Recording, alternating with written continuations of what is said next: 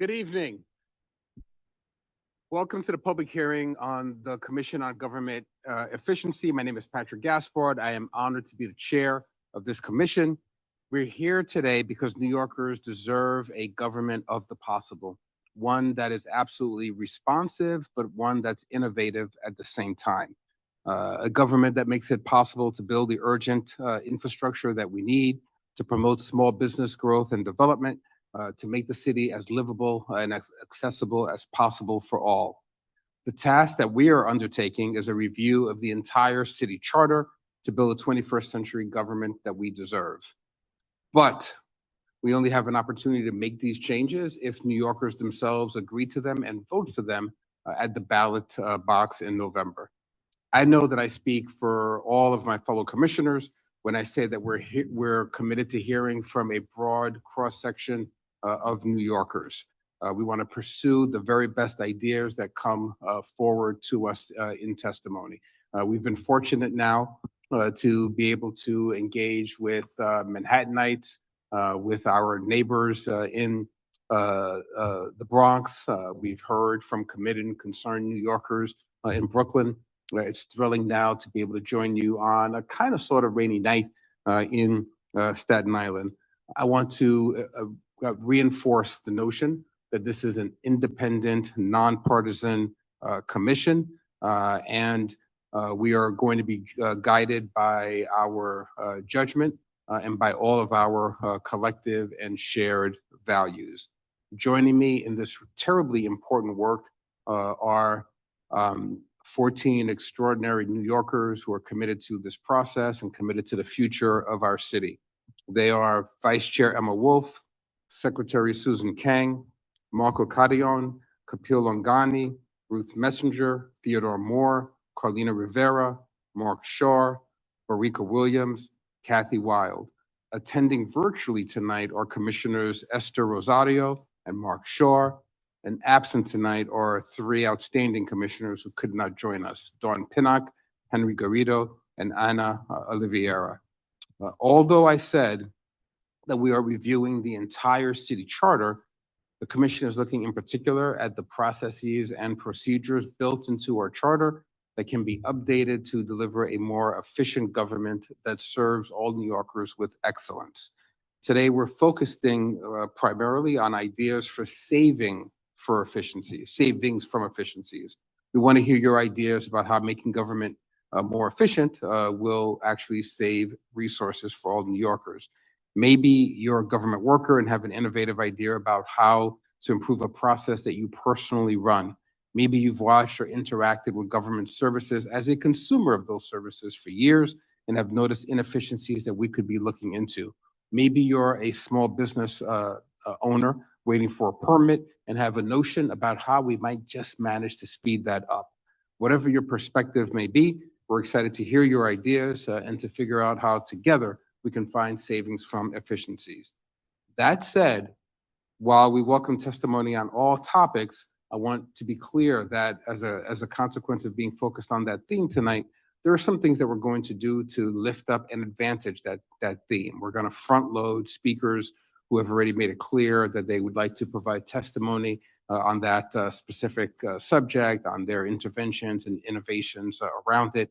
So both speakers who are in the room and those who are online who are clearly submitting testimony on that subject will be foregrounded. But we're going to do everything that we can to make sure that we are able to hear from all of you. If you have another idea about the New York City Charter and its reform that's not specific to that, you'll have an opportunity to testify as well. In addition to matters that have direct charter impact, we've already heard from several hundred New Yorkers who are just concerned about accessibility, the speed of service, and effectiveness of delivery. And they've made a number of suggestions to us that are not charter specific, but that will inform our direction of travel and the mayor's direction of travel as we think about long-term innovations in New York. So I want to get right into tonight's testimony, but we're privileged, before we hear from the public, we're privileged to have experts who need to speak on a few important topics. So testifying first at the top of this hearing about reporting requirements and public bonds, we'll hear from Stephen Lewis, counsel to the Center for New York City and State Law, John Paul Lupo, founder of AREIT Public Affairs and former Director of Intergovernmental Affairs for Mayor Bill de Blasio, and testifying about the city's rainy day fund, which is a subject that's come up in previous Charter Commission hearings that we've had, will be Amanda Page Hingwajak, Professor of Economics at FIT, Martin Bernstein, PhD candidate in economics at Harvard University, and J.W. Mason, Associate Professor of Economics at John Jay College in CUNY. They'll each have 5 minutes to present their testimony, followed by some brief questions for the commission, and then we will open up the engagement for members of the public. If you are testifying tonight in person or online, please observe that we have a bright red shining clock that will govern your testimony and hold you to 3 minutes. I won't allow you to go further than 3 minutes, but you can get a whole lot in that time period. We're hoping to be able to invite as much testimony as possible. And every single evening that we've had these hearings, unfortunately, there are many fine New Yorkers who've wanted to address the commission, but who have not been able to, and they've been compelled then to submit their testimony online. I suspect tonight we're probably going to get through everybody, but I'm still going to really guard zealously those 3 minutes that you've been given. So I'd like to start with our expert testimony, and then we'll turn this open to the public. So with that, I'm going to invite our experts on reporting requirements and public bonds, John Paul Lupo and Stephen Lewis at the top. And with any of our experts, if I've mispronounced your name, I'm sure you will politely correct me. This man we know, JP, how are you? Good evening. Good evening. Get to go first. Good evening, Chair Gaspard. Chair Gaspard, members of the commission, many of whom were colleagues and friends in City Hall. My name is John Paul Lupo, lifelong New Yorker and government affairs professional. Previously served as Director of City Legislative Affairs and Intergovernmental Affairs in City Hall. I wanted to offer 2 proposals that I think go directly at the commission's mandate, reforming how the city manages mandated reporting requirements and eliminating the surety bond requirements for public officers. First, mandated reporting. The city is subject to more than 2,000 legally mandated reports.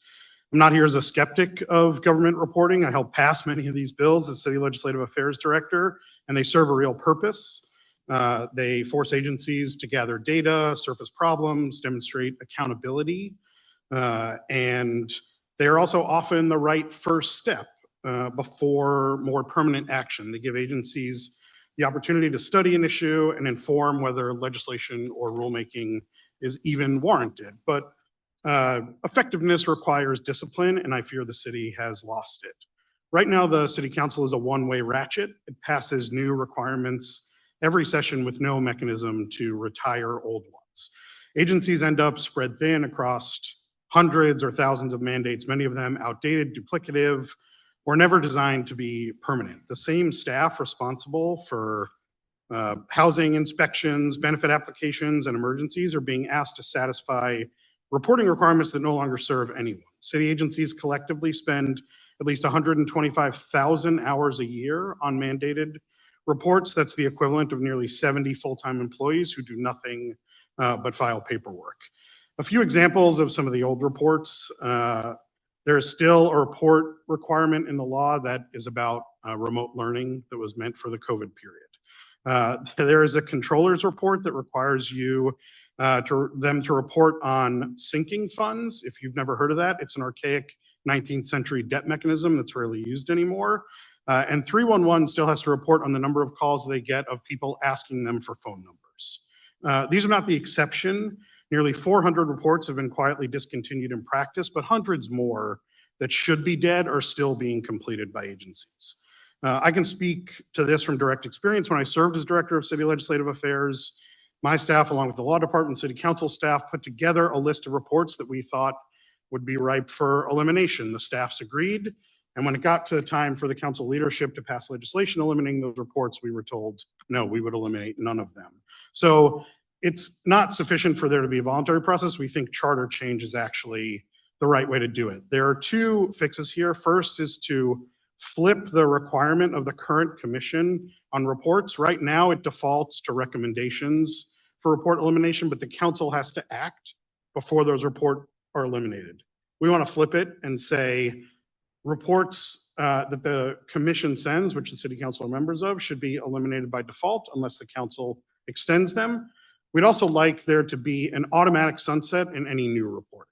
I would propose 4 years so that you ensure you're in a new city council who can take a fresh look at those reporting requirements and determine whether they're still needed or need to be extended. The second issue is surety bonds for public officers. The charter requires officials who handle city funds to post a surety bond for faithful performance of their duties. This is a requirement dating back to the early 1800s. It made sense when public officers had relatively unchecked access to city money, and personal financial accountability was one of the few safeguards. That world doesn't exist anymore. The city now has controller audits, DOI, the Conflicts of Interest Board, and modern financial controls. And the city pays the bond premium itself right now, gutting the original rationale of personal accountability. What remains is a procedural trap. In 2022, several city officials failed to properly file their bonds, making their offices legally vacant. And I took emergency action by the state legislature to correct that. It's not accountability right now, it's just administrative chaos. The federal government eliminated this in 1972, and we don't think the city needs to continue with that requirement. With that, I am done. I hope I hit your time. Fantastic. Thank you, JP. Mr. Lewis?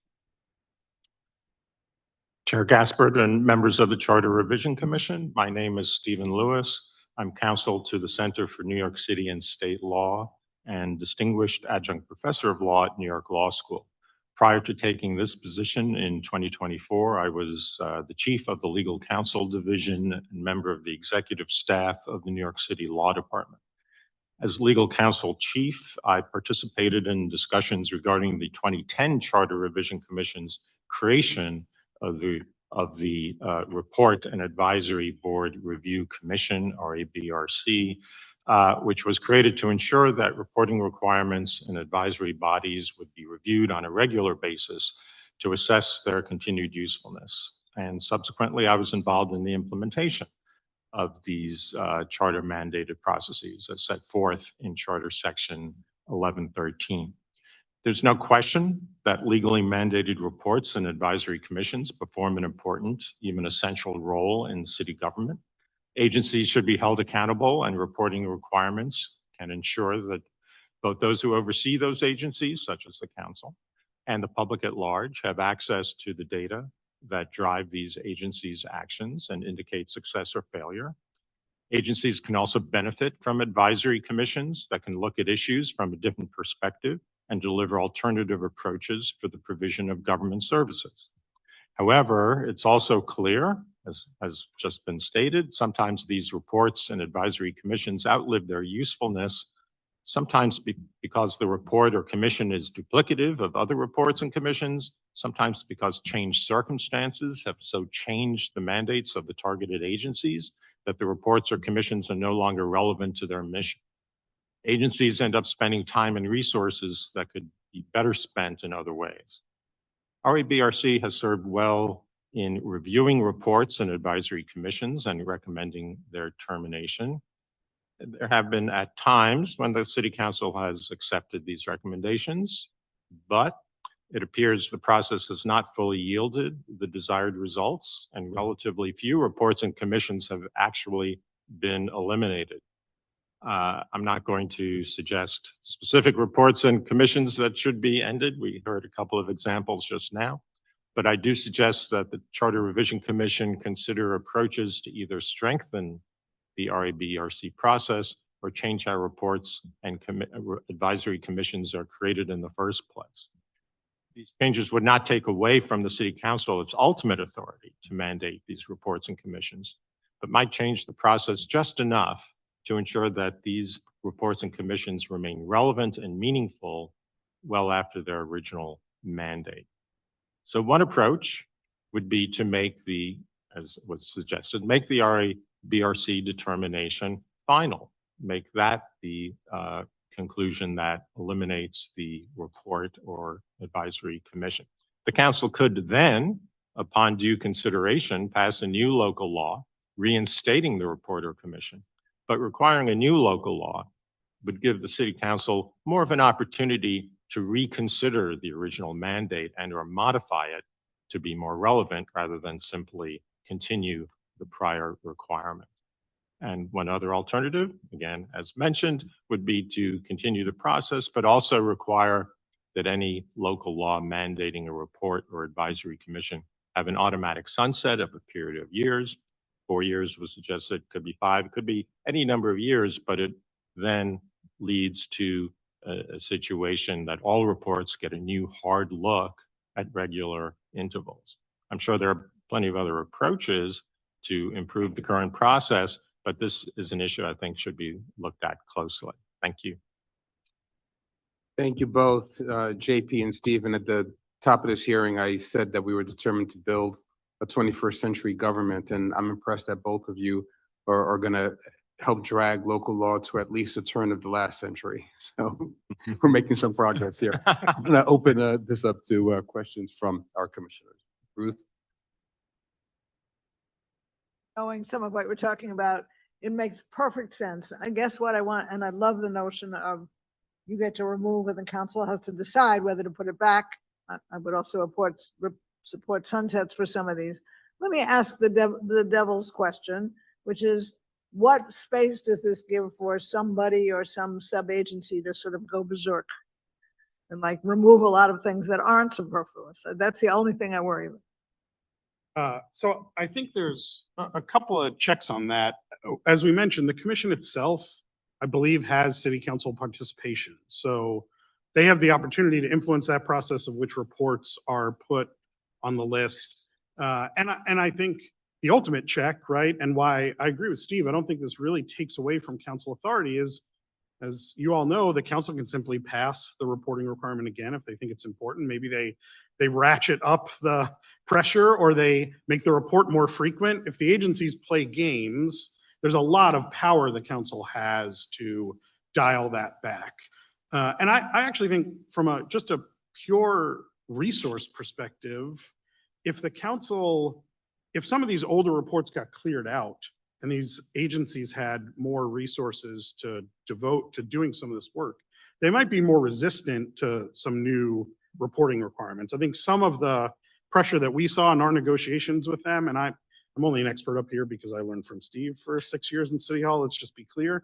But some of what we saw is large resistance from agencies to adding new requirements. If a lot of the old stuff was cleared out, council members might have an easier time convincing commissioners and deputy commissioners to engage in some new work. Some of that work I did with Councilmember Rivera, so maybe I'm wrong. I would just add to that, in my experience, when the RABRC commission did its work, that I don't recall ever an agency just trying to get rid of a report because it didn't feel like doing it. It was always based on serious considerations of the ability to do the report and the need for it. For check and balance in case something, but I hear what you're saying. Hi, thank you for being here. It was a pleasure to work with you as to serve with Frank. Just a quick shout out.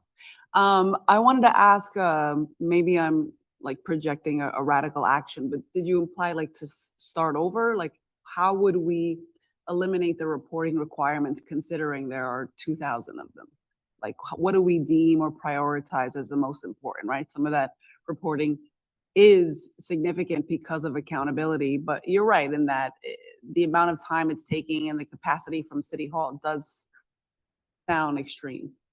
No, I don't think we need to start over. I think we just need to give the existing commission the ability to eliminate the reports it deems eliminatable with some authority. So I mentioned a few that I think are easily eliminatable, but I don't I don't think we have to cut them in half or a third. I think the commission should look at that and make recommendations. And over time, you'd weed out some of the 19th and 18th century ones as we move closer to the 21st century. And I would just add that we've had this commission issue reports that have been rejected by the city council. So there already is somewhere a list of reports that are ripe for elimination. The commission is in the charter? The Yeah. commission was created in the charter? Yeah. And that was to try and curb reporting? I'm Is that- sorry. That was to try and cut down on unnecessary reports, and it didn't work. It was well-intentioned, but it turned out that the city council did not perhaps live up to what we anticipated in terms of going along with those recommendations. Other question, comment? I see you, Marco. Wondering if there's any concerns about, as we look to eliminate, duplicative and no longer relevant reports, by potentially adding things in there about sunsetting reports, do we then create an even more arduous duplicative process of having to pass legislation again? And if there's any concerns about that? I personally think that in terms of sunsetting, I mean, there are many laws that have sunset provisions, and for better or worse, it always gives the city council an opportunity to revisit an issue and strengthen or weaken or change the requirements one way or the other. But I don't think it's necessarily that burdensome for the city council to do that.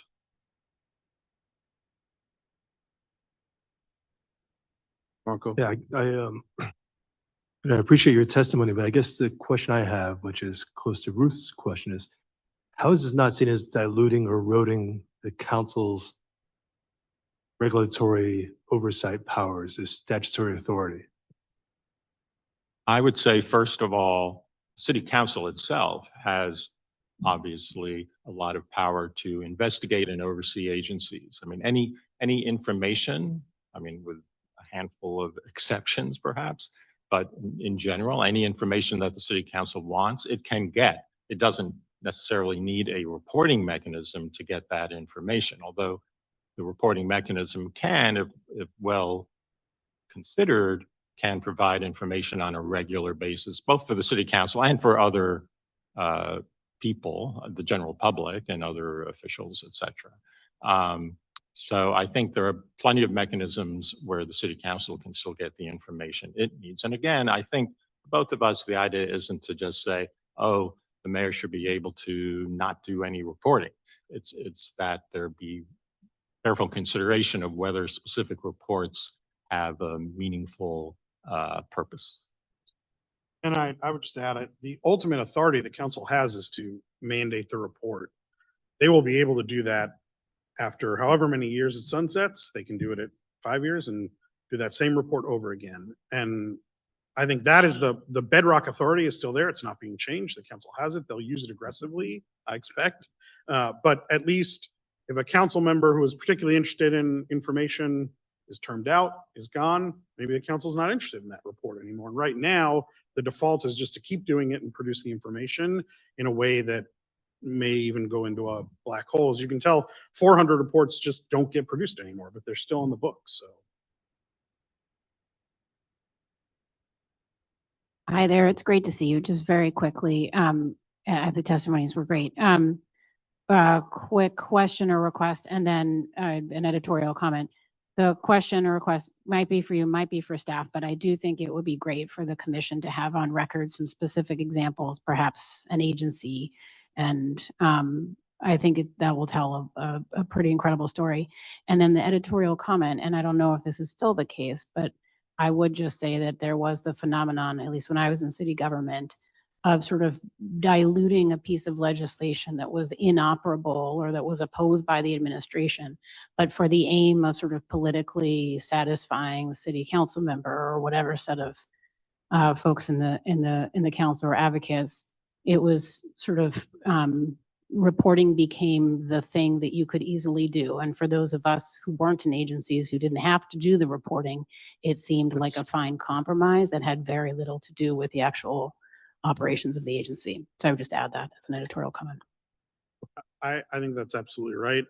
And I think cleaning out some of the old reports will give those agencies the ability to add new ones on as we can. I think we're all in agreement, not just for political reasons, but for substantive reasons. You want to study these issues before you regulate or pass a rule or anything. So it is definitely an important tool to continue to make available, for sure. Excellent testimony. Just really appreciate it. Maybe a question, and if it's not in your testimony, on understanding what aspects the committee is reviewing, cutting reports or recommending reducing reports for, whether or not there is any like equity lens analysis, understanding disparate impact analysis, thinking about some of these things that are now a part of city government that maybe didn't exist back when the committee was originally formulated. So that's one question. And then the second is Stephen, you mentioned advisory boards and wanting to understand this. The city and agencies do advisory boards, feels like all the time. Is there a threshold of when the advisory boards would fall within REBC, or are there certain ones that are outside of it? I'll just say Please. one first. and then- Sure. Okay. On the advisory commissions, I don't have a list on me, but I mean, I think it's pretty clear looking through the charter and other provisions of law that there are advisory commissions that are affiliated or associated with specific agencies. And I think those are the ones that, there aren't necessarily a ton of them. I think the reporting is more of an issue, but to the extent they exist, again, they may not be needed because the agency, since they are advisory, the agency, of course, is not obligated to take any of the advice. Nevertheless, there is a certain use of resources involved in getting those commissions up and running, making sure they're staffed and so on. So if the agency doesn't find the potential output of the commission useful, I think it at least could be considered whether that advisory commission serves a role. And again, with these proposals, it's not up to the agency to make that decision. It's up to the agency to point that out and then let someone else decide whether that's true or whether the commission the advisory commission still has some value. And I would just Can I add, actually be brief in response, JP, because we need Yeah, to of move course. on. I don't know the standards in the RABRC now, but I think certainly should the commissioners decide to take this up, I would encourage you to look at what those standards are. And if there are new things to be added, I think it would be great to put new measures in for how the. Perfect. Thank you both for your testimony. That was precise and insightful. Really appreciate you. So I'm going to mix up the queue a bit. I know that we have our next panel, which will be a virtual panel, on hold. I'm going to ask Amanda Page, Martin Bernstein, and J.W. Mason to please pause before you put your cameras on, because we have been joined by Council Member Frank Moreno, and I'd like to invite him to testify. And as you come up, Council Member, I just want to appreciate just how committed you've been to this process. You joined us virtually last night when we were in Long Island City, and you shared some really important directional guidance on how we might consider the role that the city council needs to be able to play in appointments to community boards. And you gave us, I thought, some really helpful and one might even think obvious guidance in suggesting that it might be helpful to make the community board maps contiguous with city council districts. So really appreciate your ongoing engagement with this commission. Well, thank you, Chair. It's great to have all of you guys here in Staten Island. Welcome to Staten Island. Especially nice to see my old colleague, former council member Rivera, who we miss greatly in the city council. I have testified before every Charter Revision Commission since 2002 with a variety of ideas and suggestions, most of which end up being ignored. But I'm still here, and I have a great deal of respect for the job that you're doing. It's not exactly glamorous, and it involves going to every corner of the city. So it means a lot to us to have you here on Staten Island, because a lot of Staten Islanders feel as if our voices aren't usually heard by those that get to make decisions. Now, in past commissions, when they come to visit Staten Island, usually I bring some sort of unique Staten Island treat, an Italian ice or pizza or bagels. Unfortunately, due to the work of a predecessor commission, we're not allowed to do that anymore. So I did print out a list of nearby restaurants and establishments that you may want to check out after tonight's hearing that I guarantee you will not be disappointed by. That being said, I printed out for you a little bit more detailed version of my testimony yesterday on the community boards, and I wanted to focus a bit tonight. I'm happy to answer any questions about that, but I wanted to focus a bit tonight on electoral reform. You know, the Charter Revision Commission of 2017 and 2018, it was a 2-year commission, they gave this city ranked choice voting.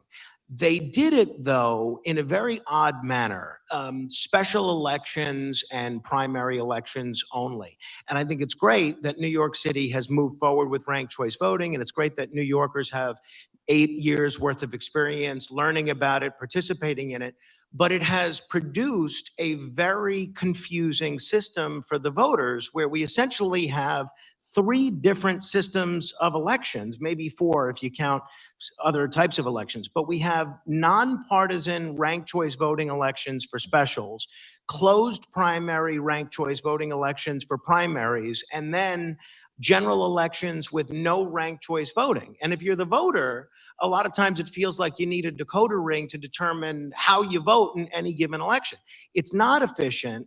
It ends up having every citizen advocacy commission, the Board of Elections, individual elected officials, candidates, having to spend a lot more money, resources, and time educating voters just about how to vote in each election.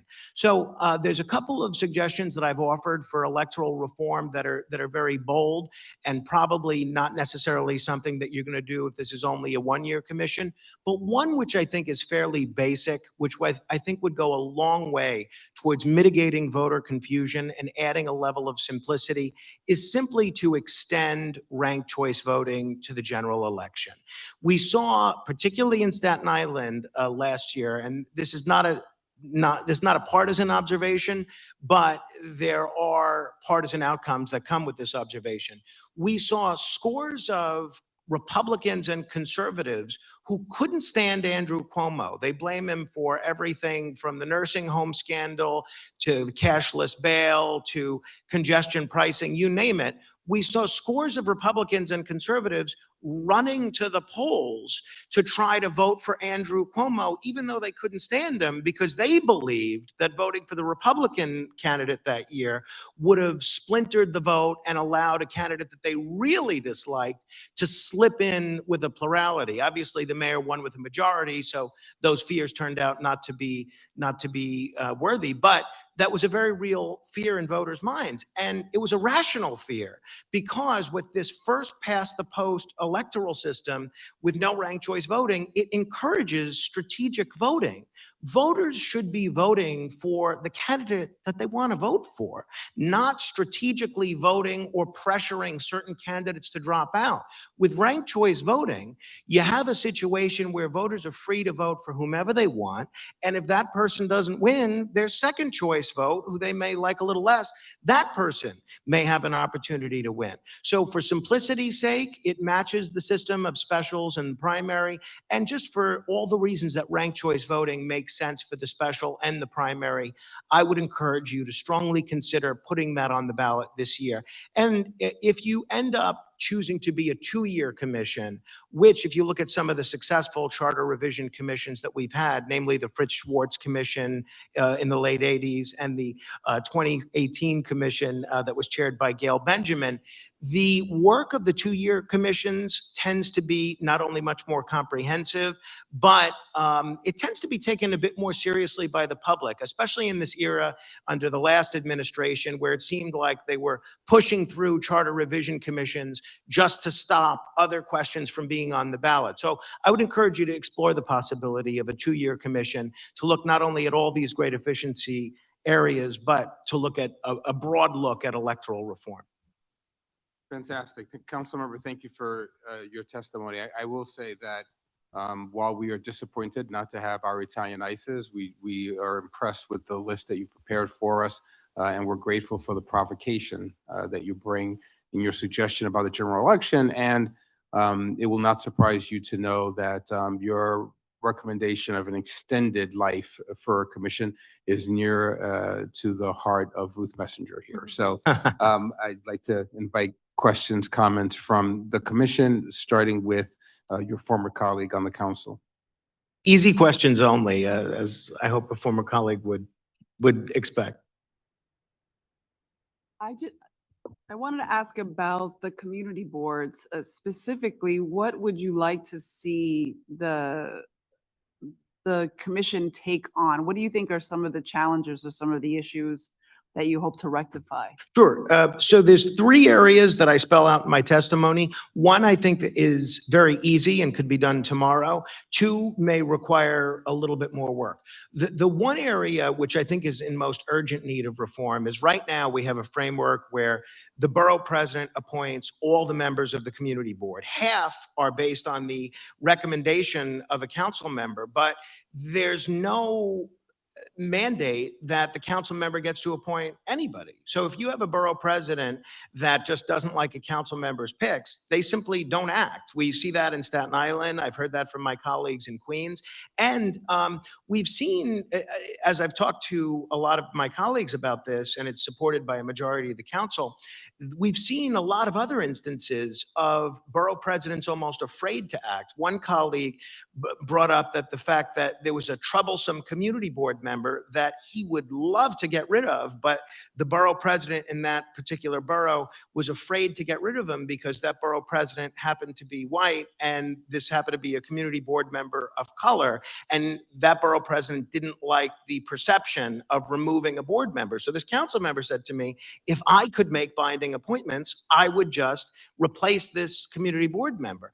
But it has a lot more to do with representing communities and neighborhoods than it does reflecting any 1 or 2 people's political desires. The council members, as you know, having served admirably for 8 years, we are the closest people to what's going on in the neighborhoods. We have to fight for our little sector of our borough. The borough president has a different mandate. They're looking out for what's best for the borough as a whole. It's not that they don't necessarily have the interests of a given council district or community district at heart, but they just are maybe not as familiar with certain neighborhoods. They don't necessarily know all the activists, the organizers, but they just have a different mandate under the charter. And it would be great if you had half the members appointed by the borough president and half bindingly appointed by the local council member. I think that would offer not only a diversity of gender and ethnicity and age, as a lot of other reforms to the community board have already brought, but it would offer a diversity of experience and a diversity of worldview. The other recommendations, which I think may require a little bit more study, and if it's a 2-year commission, I think are worth exploring, is one is making the community districts coterminous with the council districts. If you look here in Staten Island, we have 3 community districts and 3 council districts. So it makes sense to just have 3 and 3. But instead, I have a portion of 2 community districts. So I'm sending staff to 2 community board meetings. Councilmember Carr has a portion of 3 community districts. He's sending staff to 3 community districts. And it adds a level of duplication and redundancy that I think could easily be avoided. Now, it becomes a little bit troublesome because there are 59 community districts and 51 community boards, 51 council districts. So how do you exactly merge? That requires a bit of study to make them coterminous. But in the long run, I think it's much more efficient and much more beneficial for both the council members and the people there to do that. Now, the last thing on the community board front that I'll mention that I hope this commission will consider is undoing the work of a prior commission. You know, I happen to be for term limits. I owe my job to term limits, but I would be for it even if I didn't have a rooting interest. But I think there's a big difference between term limiting people who have a six-figure job that scores of people want versus term limiting volunteers, particularly on boards where it's often difficult to recruit. In 2017, the Charter Revision Commission put on the ballot and the voters adopted term limits for community board members. Those term limits begin to take effect next year and the following year. And I know developers all over the city that are salivating at the prospect of going into these community boards and running roughshod over inexperienced board members. I think the decision to term limit community board members was short-sighted. While I'm all for the concept of term limits, in practice, this is going to lead to inexperienced board members not knowing what questions to ask developers, not knowing how to stand up to developers, not even in some cases knowing what provisions are in the charter to stop them from seeking certain variances, not knowing the difference between when an application has to go before the Board of Standard and Appeals versus the City Planning Commission. That only comes with the experience of being on the community board. So I hope you guys will take another look at that. I think that has the potential to be disastrous come next year. Thank you for the question. Thank you, Councilman. Other questions? I see Barika and I see Ruth. Let's go in that order. And then and Theodore has a question, and those will be the last three. I'm going Certainly. to ask both the questioners and the respondent to be brief, because I know that you Certainly. will want us to hear from your Absolutely. neighbors. And I'll be back. The islands. I'll be back next time you're on Staten Island. Appreciate your testimony, Councilmember, especially all those pieces on community boards. Would love to hear or get in writing from you your thoughts on some more details on the thoughts around community boards and coterminous, as you mentioned, right? The 59 versus 51 council districts to community boards, but then also 200 and something zip codes, and one set coincides with zip codes and the others do not. And then we've got the 60 plus assembly districts and the 26 Senate districts. So we've got a map in the city of political districts and jurisdictions that none of which overlap with each other. And in Staten Island, it's 3 and 3, but pretty much anywhere else in the city, it doesn't line up. So just would love your thoughts now or later on how to think about that. So I get into that a bit in my written testimony. This was also explored a bit by a 1975 Charter Commission, but I'd love to stay in touch with you offline and give you a little bit more insight of how I think that might work on a practical level. But I recognize it's a complicated problem. It's not as easy as it may seem, which is why I think if it's a 2-year commission, you'll be able to hear testimony from experts and others that have studied this that might be able to make that a bit more practical.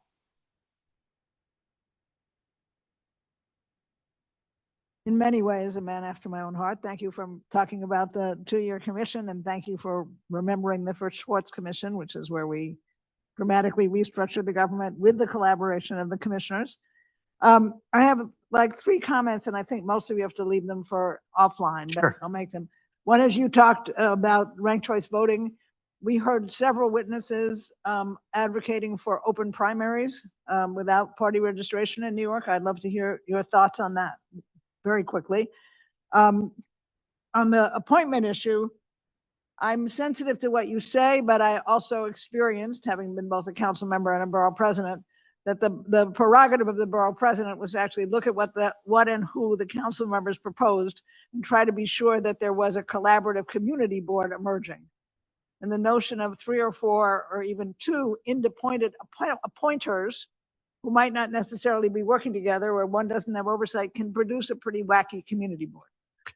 And the very third, and then you can pick out whatever you want on the coterminous thing, which sounds so lovely at least in my experience in the parts of the city that I know well, including but not limited to Manhattan, there's a desperate need for some neighborhoods to feel coherent and coterminous with themselves, even though they don't happen to have the magic numbers to produce a council district. And so the strength of community boards was that they could be a place that could be about, let's run just as an obvious example, the Dominican community in northern Manhattan, even though it didn't make for a district that the Justice Department would accept, but it made for a community board that allowed that community to impact.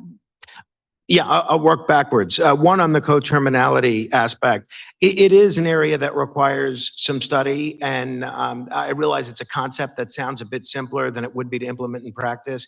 I do think if the commission were to start looking into the benefits of coterminality, I think you'd find a lot of these neighborhoods well represented because of the increased attention they'd be getting from council member offices who are no longer having to staff 2 and 3 community districts. But again, that's why I think maybe a 2-year commission makes the most sense. Obviously, nobody has your perspective except for Gail Brewer, who she and I debated this just yesterday about the challenges of appointing someone as a borough president versus nominating them as a council member.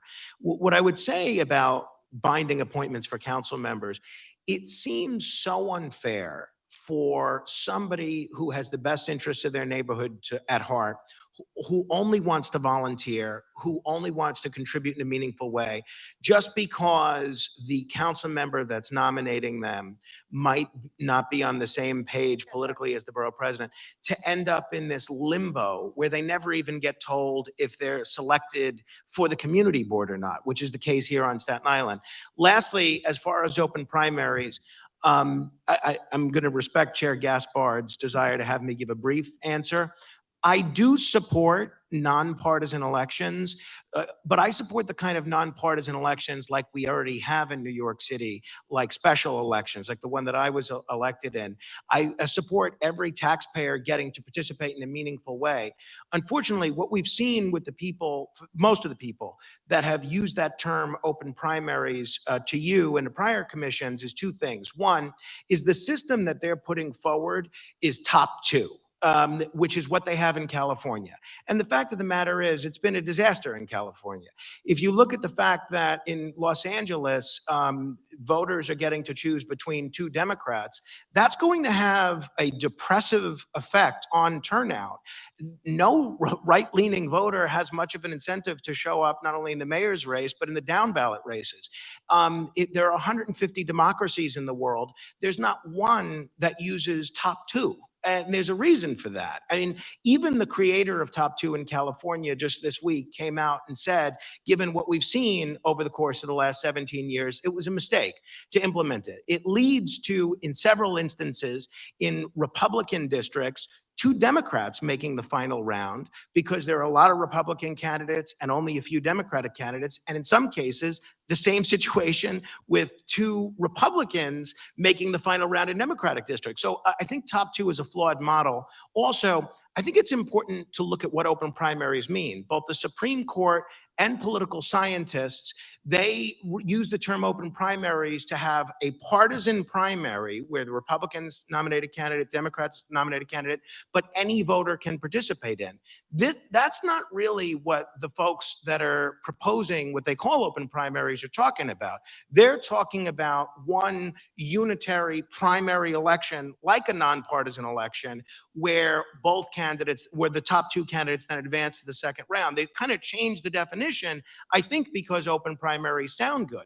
I think a much better model is what we've already been doing in New York City for the last 33 years. Nonpartisan special elections, and what we've been doing since 2018, nonpartisan special elections with ranked choice voting. If we made all elections special, not only could we have 1 round of elections, saving the entire cost of the June primary, but so much of the fear that people were concerned about in terms of general election turnout, which led them to consider moving the date to even numbered years, that would go away because you'd have everybody campaigning in 1 round. But I wrote more about that, and I'm happy to engage with that in the future. Sorry. I was swept away by your arguments, so I allowed you to run a little long. But but we're gonna get a very quick question. And then an even briefer answer. When I was disappointed because I was promised Pomoni, but quickly, do you know of any locations that have either on the petitions that have switched from having petitions to just filing fees, or switched from having petitions to an either or option?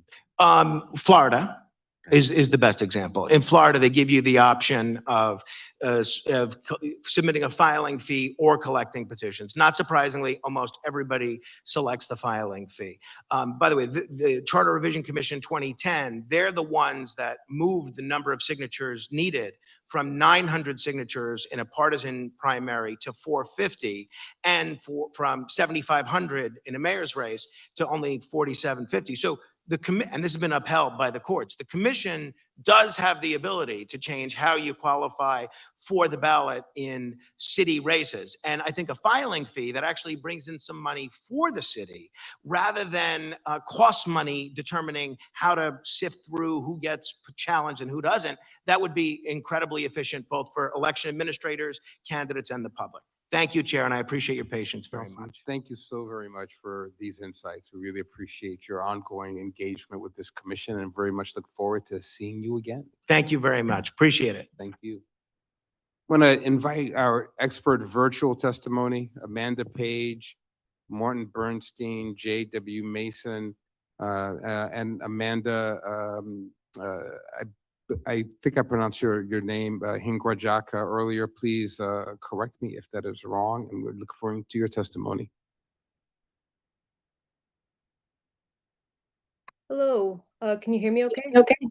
We can, loud and clear. All right, thank you. Yeah, you didn't do so bad of a pronunciation. It was pretty close. So hello, members of the Charter Revision Commission. My name is Amanda Page Hungerjoke, and I'm an assistant professor of economics at FIT. I'm here today because one of my primary research areas explores how state and local governments interact with fiscal policy and business cycles. So today I just wanted to briefly present some arguments against tightening rules on the city's Revenue Stabilization Fund, otherwise known as the Rainy Day Fund. So first, strengthening the restrictions on rainy day fund withdrawals could actually weaken policymakers' ability to address unexpected current crises. So the more narrow and the more specific the withdrawal rules are, the less likely the city could use them in a genuine time of need. Limiting the amount of money that may be withdrawn from the rainy day fund in a single year is particularly harmful because there's really no way of predicting how much is going to be necessary to continue providing essential city services. What this basically means is that you could have painful spending cuts happening while money is just sitting in a reserve and you're not able to use it. Second, legally mandating rainy day fund deposits could potentially create the budgetary stress that it's meant to avoid.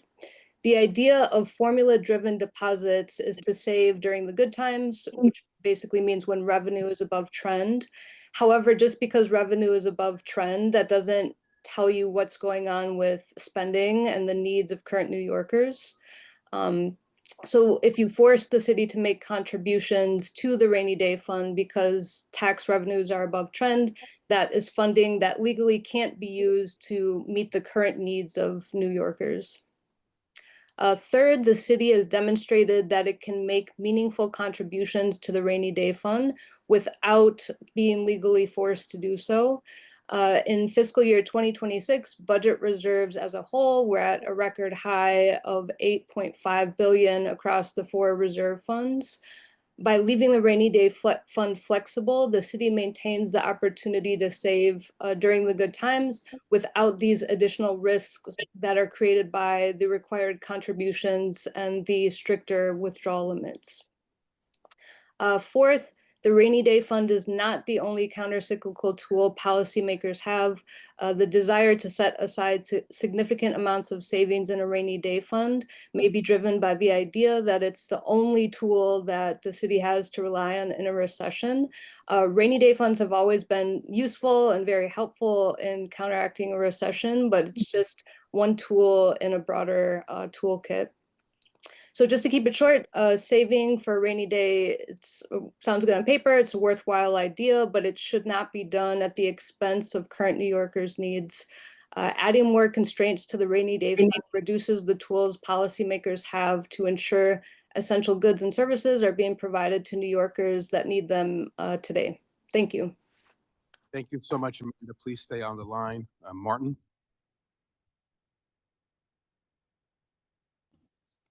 Great, thank you so much. Thanks for having me. I have some slides that I was planning on presenting. Great, they're coming up now. Great. Okay, thanks for having me. So I just wanted to give an economist's perspective on the purpose of a revenue stabilization fund, on the purpose of these deposit and withdrawal rules, and then I'll present some evidence on the efficacy of rules like these. You can go to the next slide. So just for some background to be on the same page, a lot of this is going to overlap with what Amanda just told us. The goal of a rainy day fund is to smooth economic shocks, right? An established paradigm in macroeconomics is that government spending is supposed to be counter-cyclical. Governments are supposed to save in good times so that they can spend in bad times. Economic downturns are painful because households are forced to cut back on spending. This hurts the whole economy, and the government safety net is there to help cushion this, to support household income and improve economic recovery. I also want to just mention some evidence that this counter-cyclical spending is most effective when it smooths the incomes of low and middle income households specifically. So the distribution of a downturn matters. Low and middle income households are the households whose spending falls the most typically during downturns. And these are also the households whose consumption is most helped by each extra dollar of government spending. So this is just to say that thinking about the distribution matters, and smoothing these household spending is often most important for macroeconomic stability. So the reason we have an RSF, I think this is maybe not news to anybody here, is because balanced budget requirements prevent state and local governments from performing counter-cyclical spending. And the point of a reserve fund is precisely to enable them to do so. So well-designed rules help a reserve fund smooth shocks, but poorly designed rules can prevent it from achieving this goal. You can go to the next slide, thanks. So what I want to show you next is just some suggestive evidence that while deposit rules can help, overly strict withdrawal rules specifically may not. And in fact, these rules sometimes pose risks for state and local governments, preventing them from spending precisely when they need to. So the existing analysis I'll show is about state governments. That's what research we have, but I think we can still draw lessons for New York City, given the size and importance of the city's economy. Okay, so combining some results from 23 published analyses, I just want to briefly tell you the following evidence. So for this first bullet point, that reserve funds are correlated with more government saving. That makes sense. That's what they're designed to do. And they're correlated with less government fiscal stress, which suggests that indeed they are helping government smooth shocks. But crucially, this second correlation does not hold for reserve funds with strict withdrawal rules, meaning rules where there are specific triggers permitting withdrawal. And this is some suggestive evidence that indeed strict withdrawal rules might end up offsetting the stabilizing force of reserve funds. So why might this be the case? Amanda talked about this. Withdrawal rules are essentially tying a government's hands, and economic downturns can be triggered by a variety of factors. It's difficult to specify these ahead of time, and withdrawal rules that are based on coarse indicators may prevent governments from reacting and spending money when they need to. You can go to the next bullet point. In addition, the most macroeconomically painful shocks, as I mentioned, are the ones that affect low and middle income households, and crucially, these don't always show up as conventional recessions. So for example, estimates are that cuts to federal aid in the OBBBA will reduce household income in the bottom quintile by something like 6%. And these are cuts that pose real risks for these households. These are exactly the type of shocks that one might want to use reserves to help smooth. But strict withdrawal rules may end up preventing governments from smoothing out shocks like these because these things don't necessarily show up in the coarse recession indicators that are used. Okay, and very briefly, I just want to conclude by showing you some evidence that this was relevant even in the 2008 recession. We know that many state governments did not draw down on existing reserves during that downturn. And with the benefit of hindsight, I think the macroeconomic consensus now is generally that stronger stimulus would have sped up what ended up being a slow and painful recovery coming out of 2008. So you can go to the next slide. if we split states into two groups, states with strict versus flexible withdrawal rules, we see in this figure that indeed it looks like states with strict rules in red on average appeared to end up cutting spending more coming out of the recession. So this is very suggestive, but on the next slide, you'll see it looks like this may have mattered somewhat for their recovery. So we see that coming out of the 2008 recession, states with flexible withdrawal rules ended up with slightly faster recovery rates. So this is certainly not rigorous causal evidence. It's very suggestive, but I just want to highlight for this committee that tying the government's hands can also have real economic risks, even though these rules are certainly well-intentioned. There are risks in both directions, and I think we should keep these in mind. Thank you.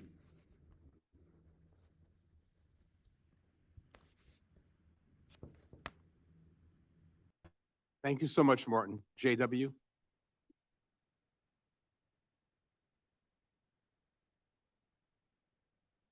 JW, can you hear us?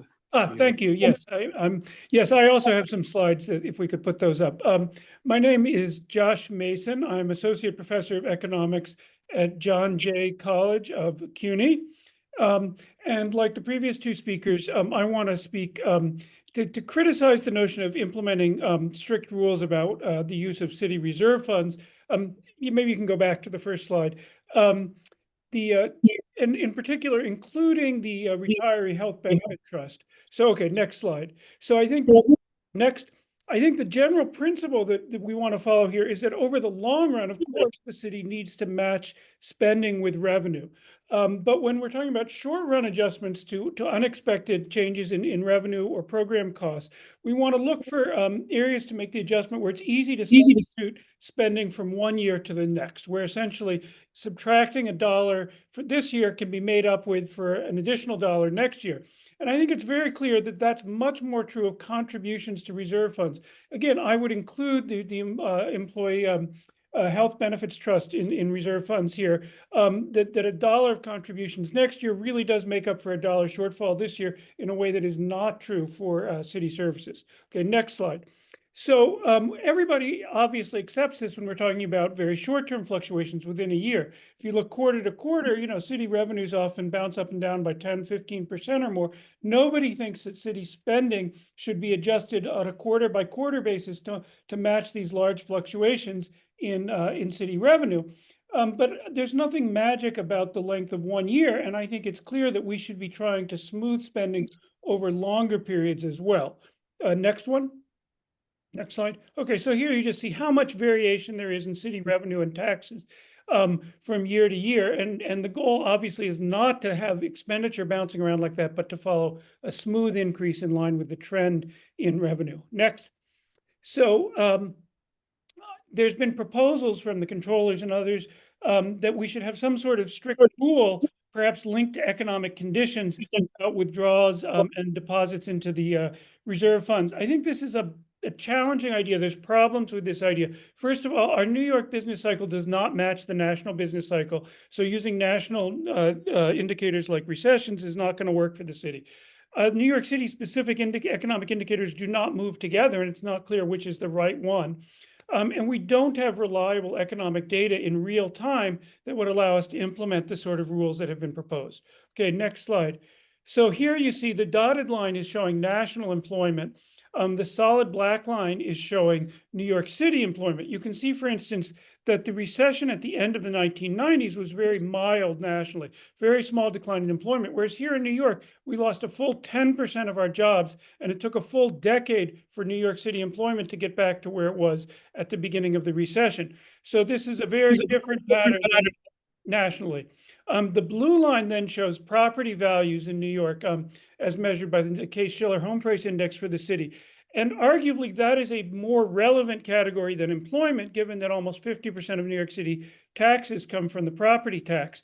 And as you can see, the property values and employment don't move together. So an employment-based rule as has been proposed, would not necessarily actually capture the economic conditions that are most relevant for the city budget.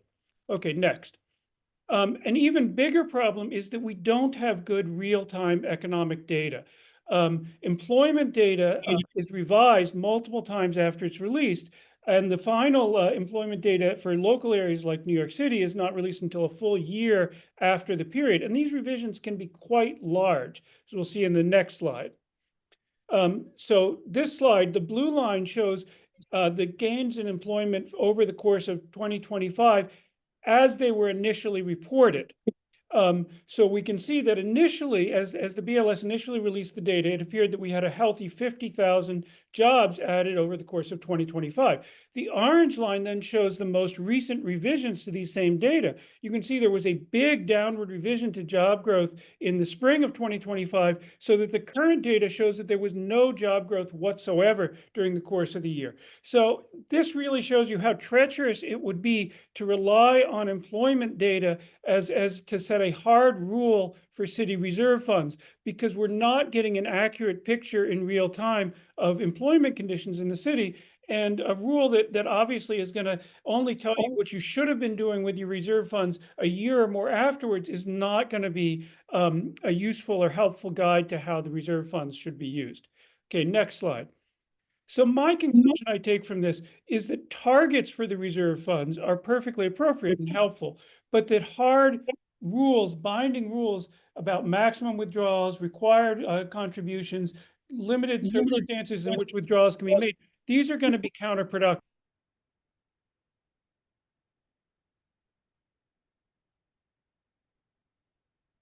Josh, did we lose you? Josh? Those are going to have long-term consequences for the city's economy that cannot be made good in future years. Whereas if you cut back on contributions to various trust funds in one year, it's much easier to make good those contributions in future years. So my suggestion would be to avoid any sort of rigid rule about the use of reserve funds and simply rely on the discretion of the city's elected government. Thank you. Thank you so much. Thank you for all of your testimony. Josh, I'll just say quickly that sometimes you read someone's name on a piece of paper and you fail to recognize it, but I see you on screen now and recognize you from your work of, about 2 decades ago as a policy director for the working family. So it's great to see you again. It's great to know that you're still doing really important, thoughtful things on behalf of this city. I'd like to turn to the commission to take up any questions and comments.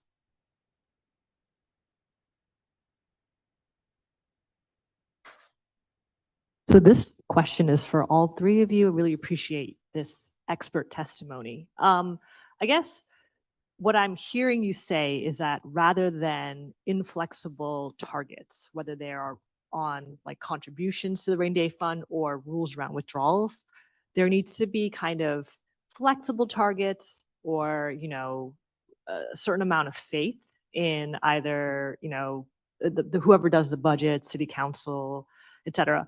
I think that one of the motivations for having something stronger is to avoid the fiscal situation that our current administration found themselves in at the beginning of this year. And a lot of the things that you're recommending sort of assume that there's good intentions of maintaining fiscal discipline, but sometimes we do not have that in our city government for whatever reason. And so I'm asking you as experts, who are warning us against inflexible rules that can lead to negative economic and social outcomes.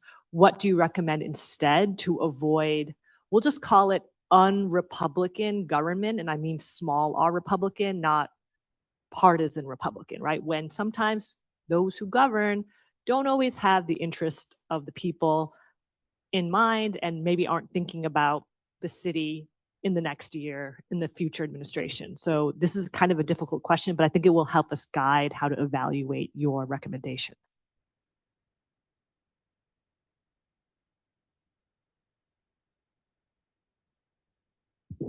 That's a question to all three of you, but whoever wants to jump in, Josh, I saw your hand go up. Yeah, I mean, I think ultimately there's no substitute for good government. There's no substitute for responsible government. I think that the idea that we can bind and establish rules that are going to solve the problem of people in office who abuse their office or aren't responsible in their office, I think that's just not realistic. We certainly don't have any reason to believe that today's council or today's mayor are necessarily going to be more responsible than ones in the future. What we do know is that future administrations will be better informed about future economic conditions than we can be today. And so I think, unfortunately, it's a little bit of a fantasy to think that you can avoid, you just actually do need to have people, responsible people in office, and there's no set of rules that's going to get you around that from my point of view.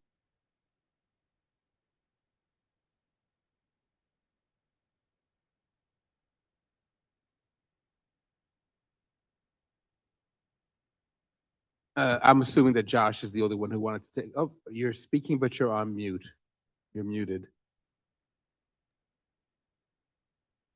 Can I jump in? I know Martin's, sorry, he's speaking, but he's muted. Yeah, and so I would just, support what Josh just said about good governance. And also, I think just one of my points too in my testimony was to say that we've actually seen, without any sort of hard legal requirements, meaningful contributions to the rainy day fund. So it seems that, the city is able to save when it can. I think it's just, we need to leave it to the discretion of, our elected officials of when it can do that and when the needs of the city are more important than tucking money away from the future. And, that's knowledge that we don't have, but hopefully our elected officials, have better insights into that. So I just add that really quick. Great. We'll take one last question from our commissioners, Ruth Messenger. I'm afraid it's less a question than a comment. I appreciate your various charts and bullet points, which we'll get to look at in more detail.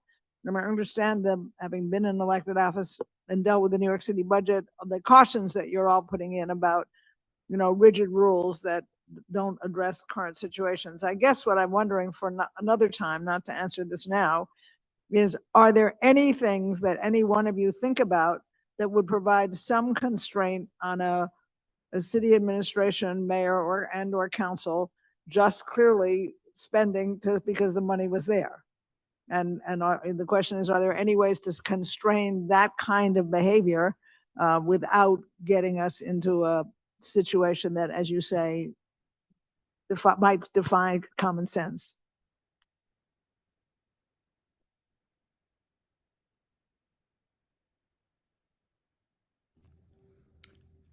I can respond briefly because I think these are related. So I think, unfortunately, I'll say that I do not have the policy expertise of everybody in this room. I think what I want to accomplish with my testimony is just to say that, first, there are, I think, political incentives and safeguards on both sides of these. From my perspective, there are strong political incentives not to save during good times and to use that money to spend. And so I understand that rationale behind the deposit rules.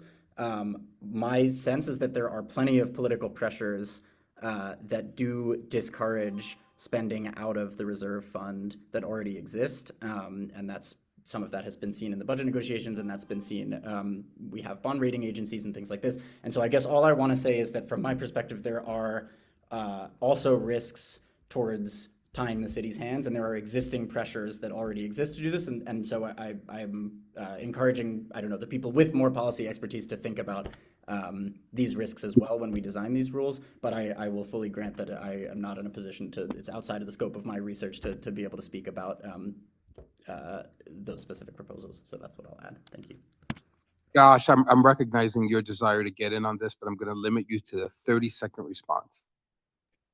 Yeah, I think two things. I think that there's a place for reporting requirements and more transparency, even though we've heard that we want to reduce required reporting as a way of a softer constraint. And then I do think we should be cognizant of the danger that it's sometimes easier to make cuts in ways that have lasting negative effects. And I'm not sure it's true that there's always a tendency to spend as much as you can. And I think there is a history of city administrations that have been in the past responsible with taking advantage of good times to accumulate reserves.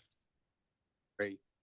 Thank you all for your testimony and for your responses. All of your charts are being submitted into the record, and I suspect that there'll be some follow-up with you over the next several weeks. So thank you so much.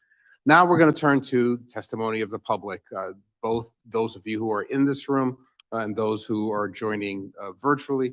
I'm going to invite two participants at a time to join us at the front of this room. You'll each be given 3 minutes to offer your insights. We'll start with Cheryl Williams and Edward Brady.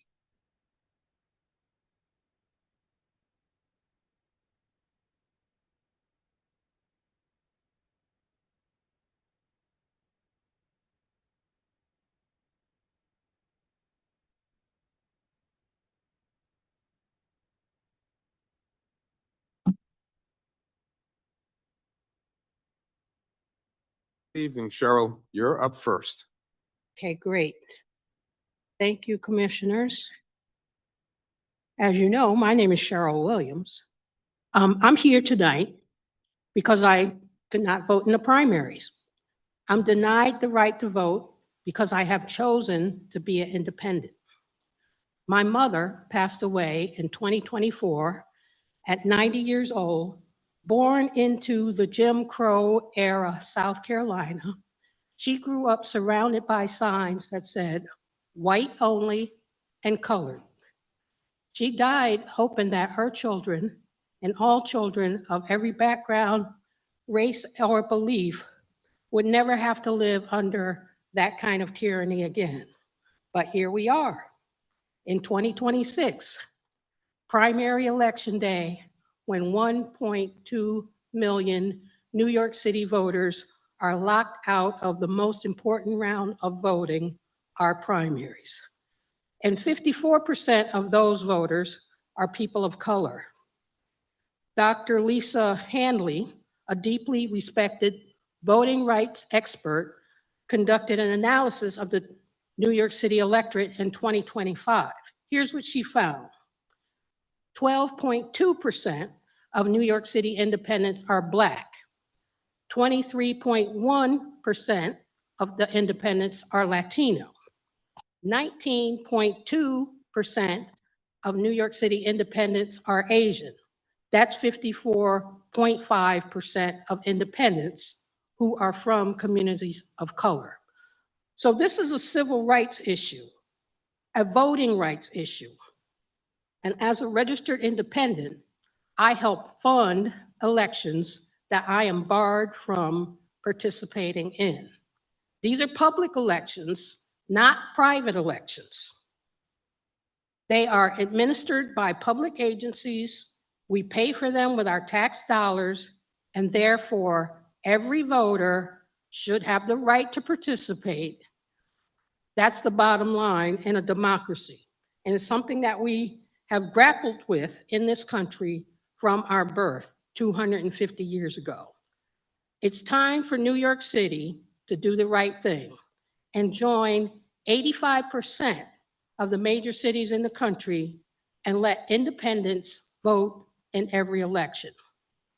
Now, just so you know, some of those major cities include Boston, Massachusetts, Chicago, Illinois, Denver, Detroit, Los Angeles, Nashville, Tennessee, Phoenix, Arizona, and I believe it was just announced today, DC, Washington, DC, the District of Columbia, open primaries.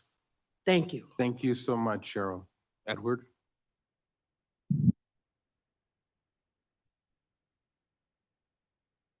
Commissioner, fellow committee members, good evening. Thank you for having me. My name is Ed Brady. I'm a Navy veteran. I served on the USS Enterprise. Like so many military veterans, I am also a lifelong independent. In fact, half of American veterans are independent voters. Often we travel abroad to fight for democracy far from our shores, only to come home and find ourselves excluded in our own communities. When we lowered the age to vote from 21 to 18 so many years ago, it was because we believed as a country that if you can be sent to fight, we should be able to vote for the folks making those decisions. This is primary day. I did what I always do. I went to my polling place, Church of Heavenly Rest over on 90th and Madison, and I demanded that I be allowed to vote. I was given an affidavit ballot, and I voted knowing that the ballot will ultimately be tossed in the trash. I am sick and tired of being shut out of the primaries that are public primaries paid with our tax dollars and where most key decisions are made about who will represent the city. I wanted to come today to say two things. I believe that the opening of primaries is a priority for our city. This is not a radical change. As Ms. Williams pointed out, there are many cities across this country and they have open primaries and they work. Independent voters are our fastest growing community of voters. This is where our young people are going. According to Gallup, 56% of Gen Z voters are independents. We need to upgrade our primaries so they work for all voters and not just the party regulars. Many independents like me have not had a meaningful vote in decades. Please, I'm asking you, do not let us wait any longer. I have a dozen of these pens, okay? I also have my little voting here, okay? Knowing I'm going in a few weeks, I'm going to receive a letter from the Board of Elections saying that my vote didn't count. Please, I implore you, let all citizens vote in all elections. And one last quick thing, Mr. Chairman. I don't brag that I'm a veteran, but when people hear that, they say, oh, thank you for your service. I'm very gracious. I say thank you. I am hoping that at the end, and when you turn in your dossier, I can come back and say to each and every one of you, thank you for your service, for allowing every single citizen in this city to have their voice heard. Thank you. Thank you, Cheryl and Ed, for bringing this testimony on a day when it is most relevant. Questions from our commissioners, comments? Great. Thank you so very much. I just wanted to make sure, Sorry, for Ms. go. Williams, if your data that where you broke down, if it's just, can you make sure it's in your written testimony would be wonderful. Of the 54% or where the data came from? Where the data came from, that's all. Dr. Lisa Handley. Did I skip that paragraph? Okay. 12.2% of independents are Black, 23.1% are Latino, 19.2% are Asian American. Thank you both. Appreciate it. Thank you. Eugene Kim, Eric Richardson.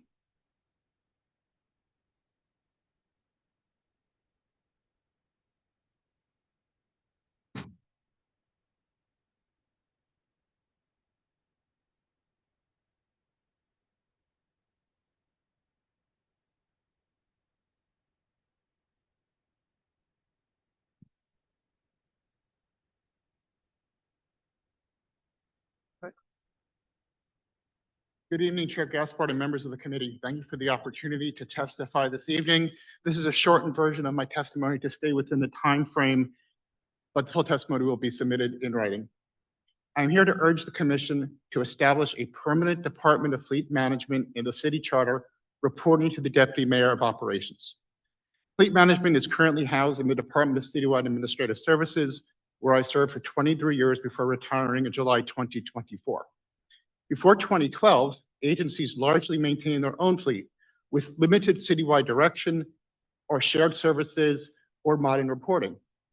Since 2012 and the creation of NYC Fleet within DCAS, NYC Fleet and the more than 1,400 professional fleet public servants have helped make New York City a national and international leader in municipal fleet management. The city has led in electrification, alternative fuels, fuel management, road safety, performance management, and has now the world's largest electric vehicle fleet for a municipality, has renewable diesel that has cut emissions by more than 50%, and is a global leader on vehicle safety technology. This proposal is not about correcting a failure. It is about preserving success and giving this essential function the permanence it has grown into. DCAS helped build today's modern fleet program, but the scope and the importance of fleet management has grown dramatically. The city operates more than 25,000 vehicles that support nearly every municipal function, travels hundreds of millions of miles a year, deliver critical services, responds to emergencies, and interacts with millions of New Yorkers and visitors. Fleet management has become a core government function that deserves permanent recognition in the city charter. First, a dedicated department would improve accountability. It would create clear citywide standards for fleet policy, performance, acquisition, safety, sustainability, and public reporting.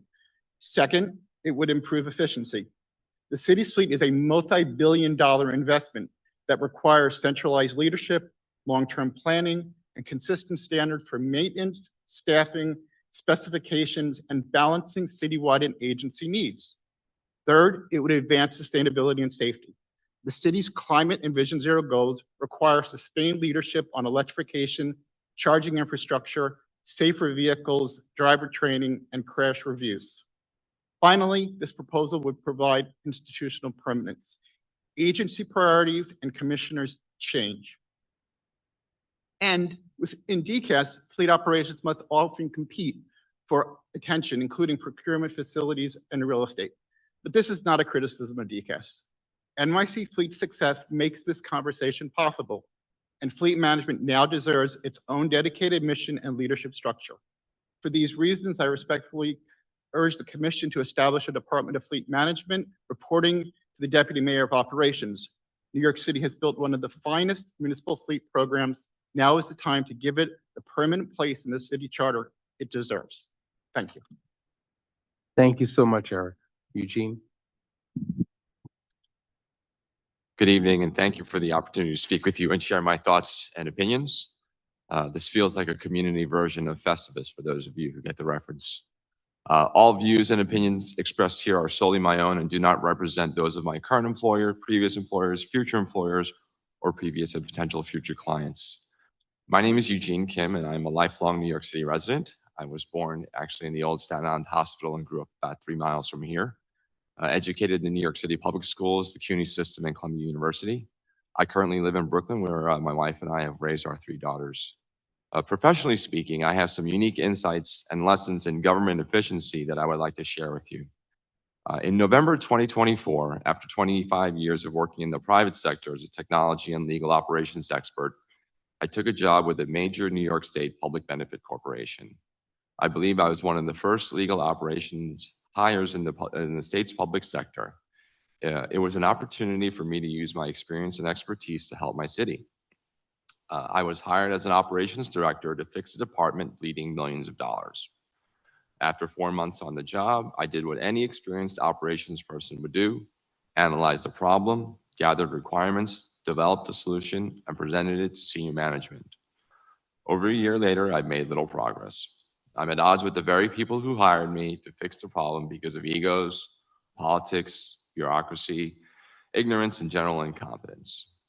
If I was given what I needed when I asked for it, I'd probably be 95% of the way done. But instead, I'm sitting here with you, airing out my grievances and actively looking for a new job. The solutions are obvious from an operations perspective. It starts with technology and process optimization. These 2 factors alone would save the city billions. I'm not talking about AI, which is equally exciting and scary. I'm talking about workflow automation, digitizing document processing, and better data management. There also needs to be absolute transparent accountability. In the private world, everything is measured. Productivity, quality, and return on investment are tracked in detail, and people are evaluated and held accountable using objective data. In the public sector, there is no incentive to innovate or improve because very little is objectively measured. The only reward you get is more work because there's no fundamental lack of accountability. If you can objectively define and measure productivity, you can create greater transparency and incentivize progress. I also think that one of the other key ideas is to lawyer up. There needs to be a day of reckoning. You're going to need to clean house, especially at the senior management levels. We also need updated legislation and regulations that support change, not prevent it. Hire and empower business leaders with real-world experience. Find people who have proven track records and give them the authority to make necessary changes. Without the authority, you run the risk of running into them at a public hearing and listening to them complain about how frustrated they are in their job. Thank you. That was a good way to bring it full circle. I tried. I'm sorry I went over. Don't apologize. The commissioners? Just a minute or two of what did you do in your agency when you said, here's a review and here's what should be looked at? What happened? So senior management, a couple of them agreed with it, and they said, okay, we're going to go forward with it. And due to some internal politics and, again, egos, I was sort of denied any authority to purchase things I needed to purchase and to implement any meaningful change. Other questions, comments? Thank you both for your testimony. Thank you. Paulo Santos, Jeremy Gruber.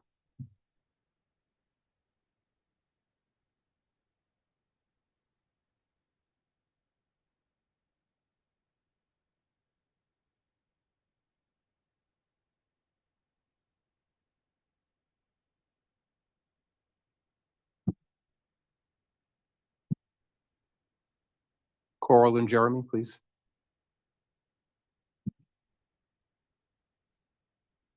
My name is Jeremy Gruber.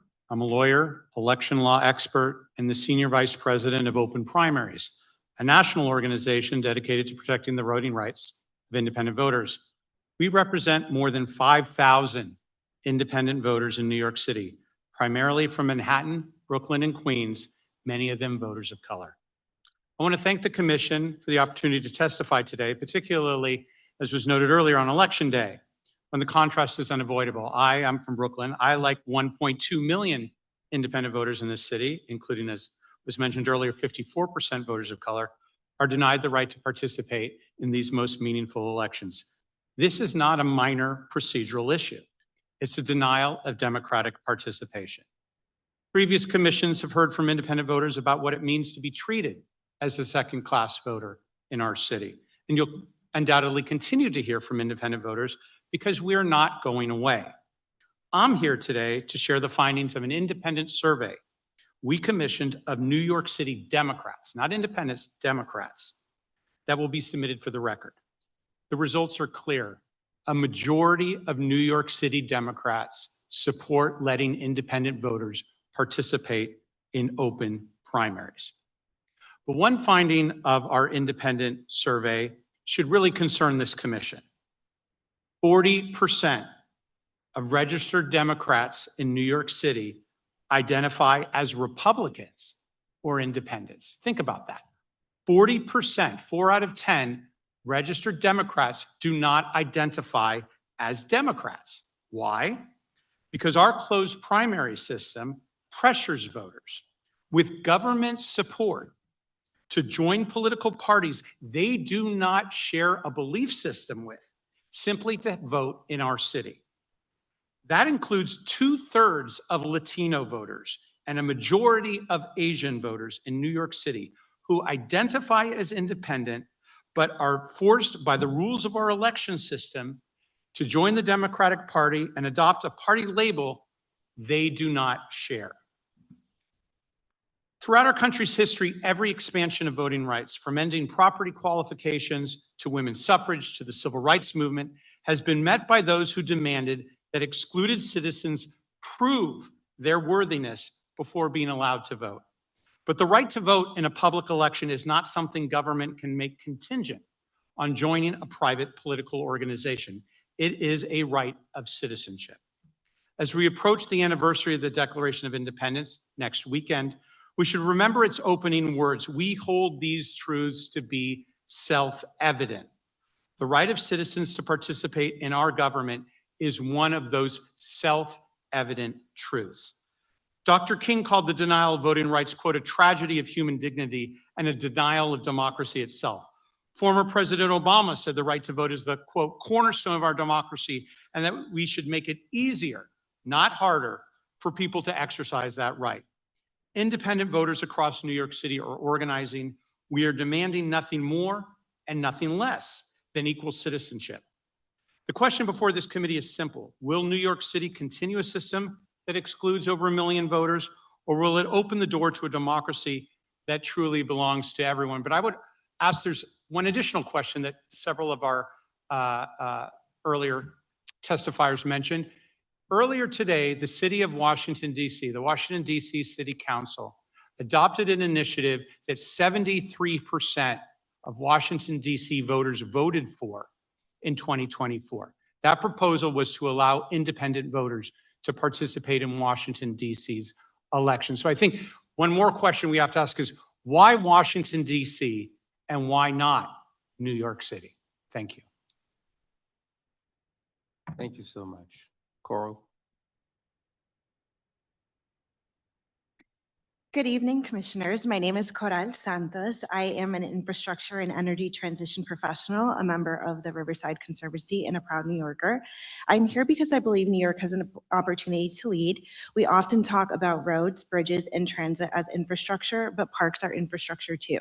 Our urban forest captures more than 500 million gallons of stormwater annually, stores over 1 million tons of carbon, improves air quality, reduces extreme heat, and delivers millions of dollars in public health benefits yearly. When we invest in green infrastructure, we are investing in safer neighborhoods, healthier families, lower emissions, and a stronger economy. The challenge is not a lack of evidence. The challenge is moving as quickly as the opportunity demands. Today, parks receive roughly 0.6% of the city's budget. Down thumbs. I believe we can do way better, not because parks are a luxury, but because they are one of the highest return investments available to us. As someone who works at the intersection of infrastructure, decarbonization, and economic development, I see an opportunity for New York to streamline approvals for green infrastructure projects, expand public-private partnerships, and unlock investments from philanthropy, community organizations, and the private sector. This is not at all about spending more, it's about investing smarter. I'm not asking to choose between economic growth and environmental progress. I'm asking us to prove that the world's greatest city can achieve both. New Yorkers are ready for cleaner air, cooler neighborhoods, safer parks, and healthier communities. New York can become the global model for how green infrastructure drives economic growth, public safety, and environmental progress through charter reform, accountability measure, and funding mechanisms ensuring commitment to parks. I believe here we can get that to be a reality. Today, major projects often evaluate costs, environmental impacts, and procurement requirements. What gets measured gets managed, what gets managed gets funded. So I'm asking for a few things. First one, I would love to have a green infrastructure impact statement. What is that? The charter is going to require major capital projects to publicly disclose stormwater captured, heat reduction achieved, emission reduction, and estimated public health benefits. This will create accountability. I also would like to ask for a performance-based budgeting. This will allow us to not only report outcomes instead of understanding where the money is spent. So what do taxpayers receive? New Yorkers deserve to know not just where the money goes, but what results it delivers. I would love, number 3, a public infrastructure transparency dashboard that allows us to see budget timelines, delays, change orders, and contract performance. This is anti-waste. I heard that Sunlight is the cheapest auditor. And number 4, public-private partnerships. This will allow charter mechanisms encouraging foundations, corporations to co-invest. So commissioners, if the last time New York came close to dedicating 1% of its budget to parks, that was nearly 50 years ago, kind of like the Knicks championship, I believe that these charter reforms that are implemented or can be implemented today can make green infrastructure easier to build, easier to measure, and harder to neglect. I don't believe New Yorkers are asking for more promises. I believe they're asking for a system that consistently delivers results. Thank you. Thank you so much. I just so love that the Knicks have become a point of political reference now all the Yes. time. It's a good thing. Questions for our witnesses? Questions, comments?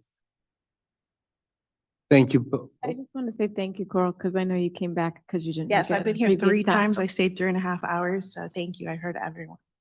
Thank you, and we appreciate the testimony, and we will all review it. We'll review what you submit. A question for you, Jeremy. I don't know how much, if it's a question as much as me struggling towards some clarification on this issue. Yeah, I'll just editorialize for a second. I think this is a hugely important issue. I struggle with the notion of discrimination in it because voters are making choices here. I know that for as long as Gallup has been tracking this question of independence, consistently about 47% of all American adults self-identify as independent, irrespective of what their party registration is.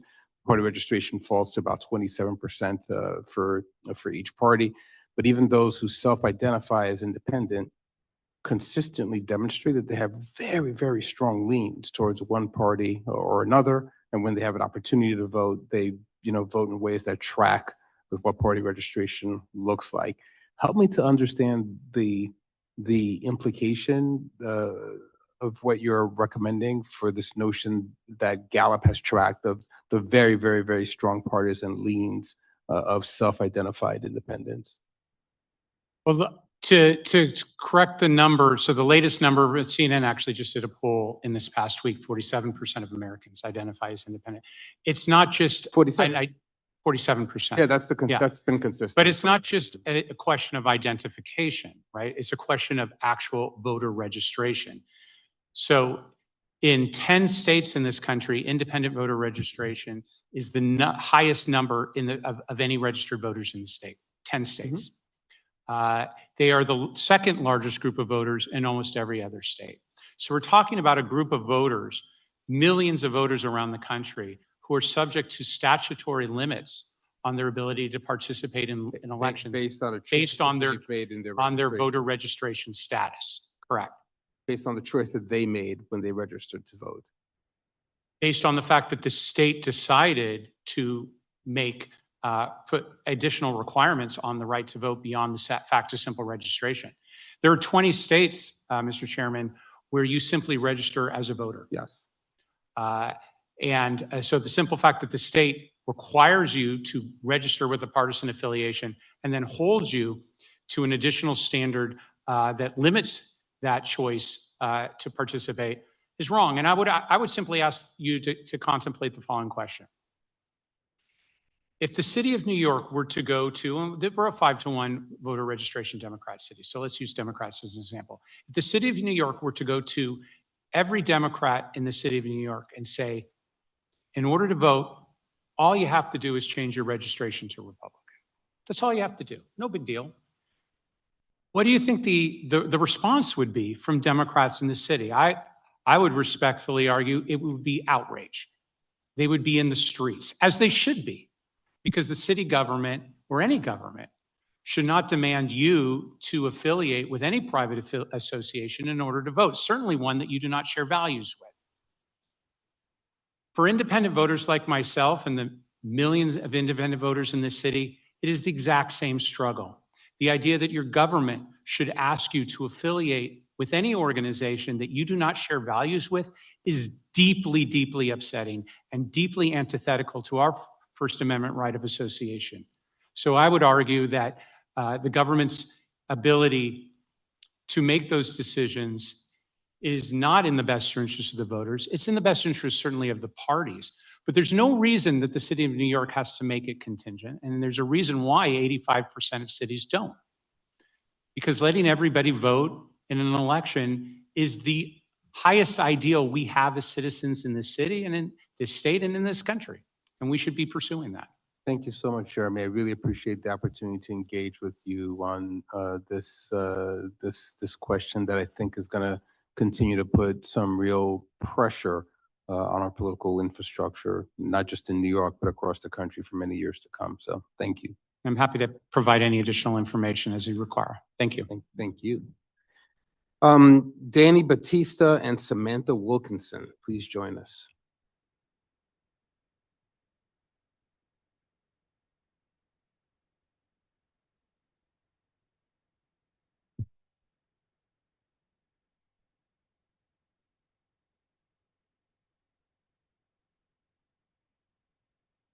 Thank you. Danny, you are up first. Thank you.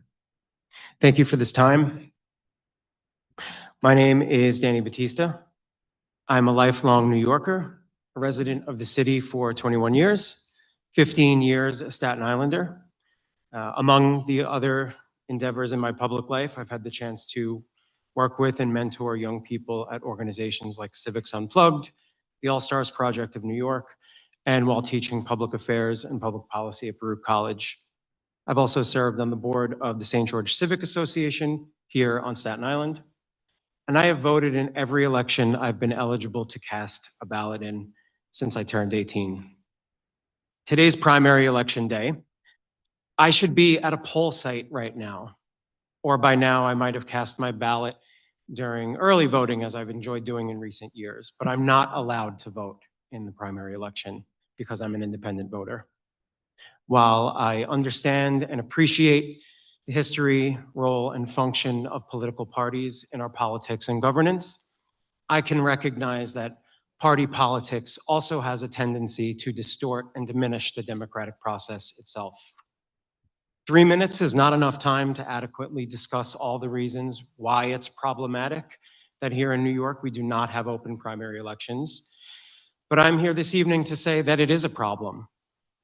Forcing people to register in a political party as a condition to vote in a publicly funded and administered election is wrong. What that means here in our city is that 1.2 million voters are effectively shut out of what is usually the determining stage of our elections. I don't feel disenfranchised. I am disenfranchised. My ability to exercise my right to vote and participate in a publicly funded election is contingent on an exercise in meaningless labeling, tribal mentality, and coerced box checking. This is galling for an otherwise civically engaged voter in our city. And the longer I've had to sit out of the primaries, the more I've had to suffer the often smug, disingenuous arguments and ultimatums from people of all party affiliations. Just join the party if you want to vote in the primary. You can just change your registration back after. Or that's just the way we do politics, as one prominent politician stated at these very same hearings last summer. This is zombie politics, complacent and unimaginative nonsense that defends a broken status quo that's way out of step with the way that majority of cities across the country conduct their primaries. Just because this is the way we've been doing elections for decades doesn't mean it's right or fair or good. We need to do better. And I urge you all to think of all New Yorkers while you wield the power that you have at this moment to give us the chance to move forward and be better. Please advance a proposal to, at last, let all New Yorkers vote in New York City. Thank you. Thank you so much, Danny. Samantha? Good evening. My name is Samantha Wilkinson. I am a lifelong Staten Island resident, so thank you for coming all the way over here. I know it is a pain in the butt to get here. I'm a substitute teacher for New York City DOE, and I also work for Snug Harbor as a tour guide, so Staten Island is very important to me. I'm here to talk to you about our transit issues. Staten Island is very car reliant, and it is a detriment to a lot of us. I personally do not drive, mostly for my own personal reasons, but because it's also a financial burden to own a car, especially now. So as somebody who relies on our bus systems, we only have one train. We have our Staten Island ferry. We have our fast ferries. Now we have some to Brooklyn. It is incredibly difficult to get off this island if you do not drive, especially to New Jersey. I have a partner who lives in New Jersey, and it takes over 2 hours to get there if I do not have a ride to Linden train station.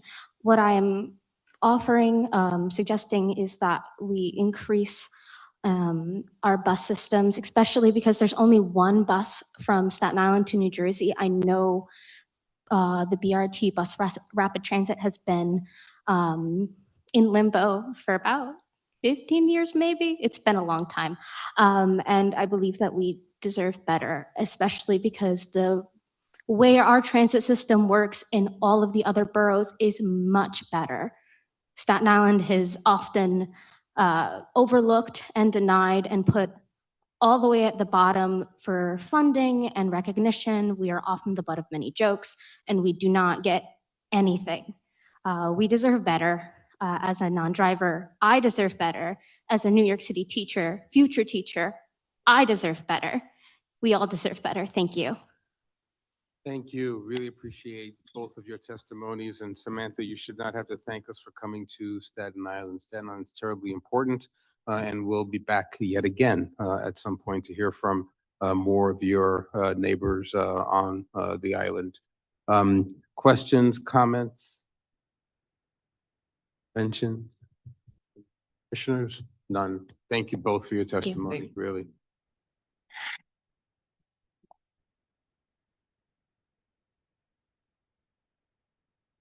Melissa Caballero Omana and Julia Ritchie.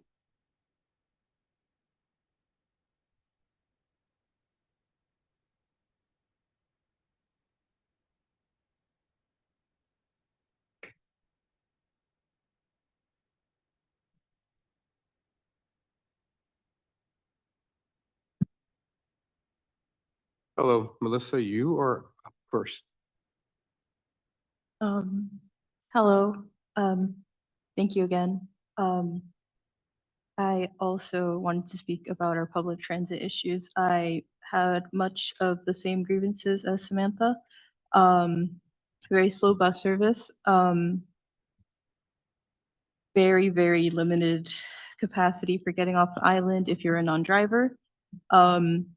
It has required basically a car to be able to basically just to commute off the island. As a result, Staten Island has many traffic issues, especially around rush hour, which does impact our busing service and all other transit that is on the road. Two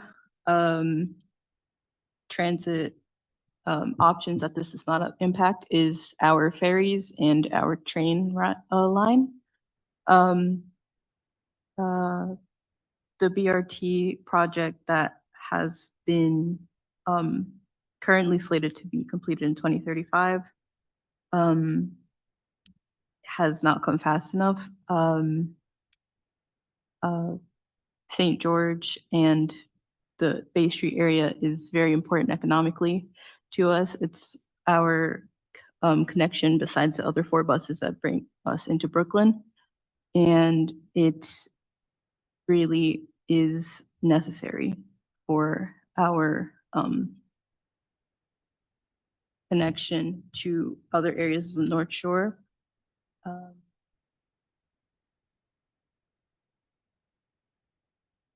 Some projects have been proposed in order to limit driving and to boost bus performance, such as bus lanes. However, anyone who's ever walked down Highland Boulevard will know that those bus lanes are always occupied by cars parked there, and they never seem to move.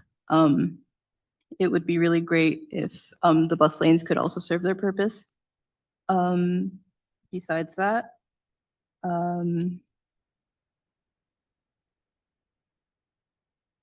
would be really helpful to have some sort of bike infrastructure. Staten Island does not have any city bike or any kind of bike loan project.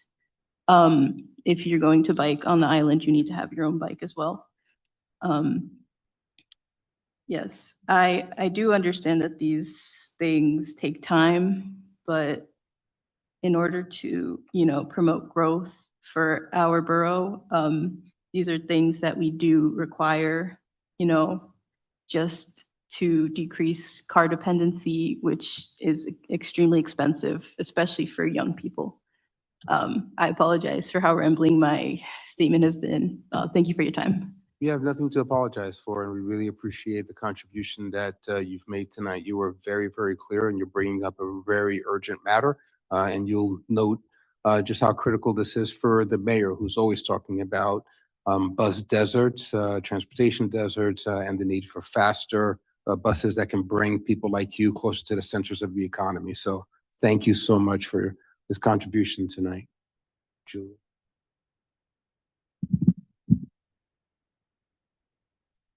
Hello. My name is Julia Ricci. I am an illustrator. I'm a teaching artist. I'm a substitute teacher with the DOE.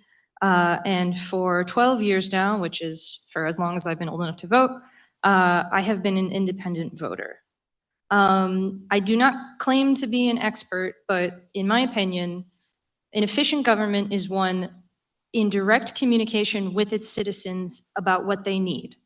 And voting is the most effective way that we citizens have to get our voice across to our representatives.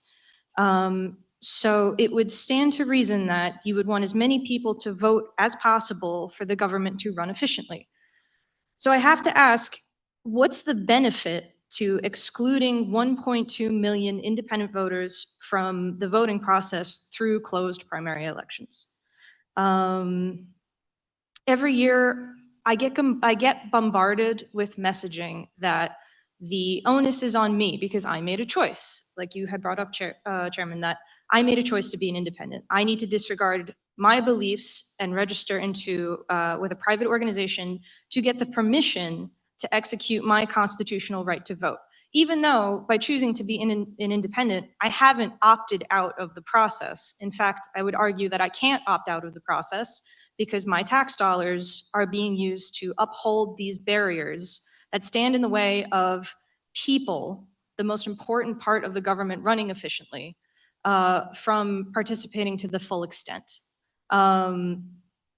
Through my work as a teaching artist and a substitute teacher, I've learned that if people are going to get the most out of what you're trying to give them, you have to receive them as they are. There's no part of a person's identity that's not important. And for your solutions to work for people, you have to listen to them, you have to work with people, you have to make sure it works for everybody. So I'm here today to say, listen to us, work with us. We want to be a part of building a more effective and efficient government, but we want to do it as independent voters, not as something that we don't identify as. So please allow us to vote to open the primaries, allow all voters to take part in every single step of the election process. Thank you. Thank you so much, Julia. Questions, comments, commissioners? There are none. Appreciate both of your what you both had to offer. And Julia, I'll just say one thing. I wanted to give Jeremy Gruber an opportunity to bring greater clarity and some delineation to the argument that he was making. So that's why I asked my question about choice. I think it's a really important issue that we need to continue to really push into. So thank you. Absolutely. Thank you. We have two Staten Islanders remaining. One in person, one on Zoom. I will invite both of you together as one panel. Samuel Rosenfeld in the room and Rob Ritchie, who is online. Samuel, are you here? Samuel appears to not be here, so let's go online to Rob Ritchie.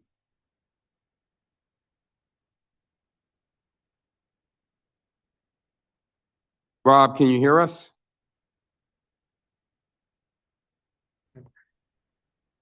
Please. Okay, yeah, sorry, it didn't let me unmute there for a minute. So anyway, you went to me faster than I was ready. So anyway, let me get rolling here. So one, just I am Rob Ritchie. I am head of a group called Expand Democracy and ran Fair Vote for many years. Very grateful to have this chance to speak before you.